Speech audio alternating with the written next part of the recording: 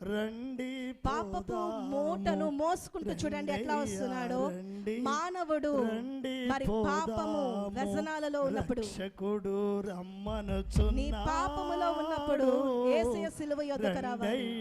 రండి రండి పోదాము, రండమ్మా రండి రండి పోదాము. మహమాట పడకండి, ముందడుగు వేయండి, మహమాట పడకండి, ముందడుగు వేయండి. నిన్ను తిరిగి మోయలేక ఆ మూట, పాపపు మూటను మోసుకుంటూ వస్తూ ఉన్నాడు. ఎవరు మీతో రారండి, పాపములు విడువండి, ప్రభుని చెంతకు చేరండి, పాపములు విడువండి, ప్రభుని చెంతకు చేరండి. రక్షకుడు రమ్మనుచున్నాడు, రండయ్యా రండి రండి. ఎక్కడికి రావాలి? యేసు సిలువ యొద్దకు.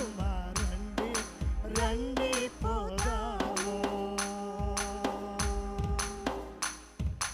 రక్షకుడు రమ్మనుచున్నాడు, రండయ్యా రండి రండి పోదాము. రండమ్మా రండి రండి పోదాము. చూడండి, పాపము ఏ భేదములు లేదు. అందరూ పాపము చేసి దేవుడు అనుగ్రహించు మహిమను పొందలేకపోవచ్చున్నారు. రోమిలికి రాసిన పత్రిక 3వ అధ్యాయము 23వ వచనంలో చూసినప్పుడు దేవుడు అనుగ్రహించు మహిమను పొందలేకపోవచ్చున్నారు. మరి దేవుడు అనుగ్రహించు రక్షణను ఎవ్వరూ పొందలేకపోవచ్చున్నారు. చూడండి, ఈరోజు రక్షణ లేకుండా, మరి మహిమ పొందకుండా పరలోకం చేరగలమా?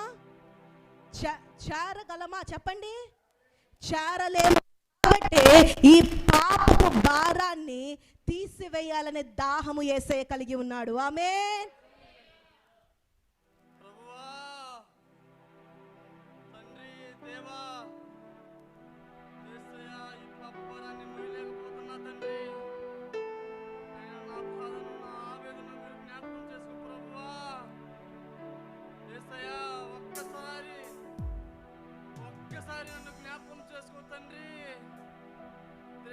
నాకు సహాయం దయచేయి ప్రభువా.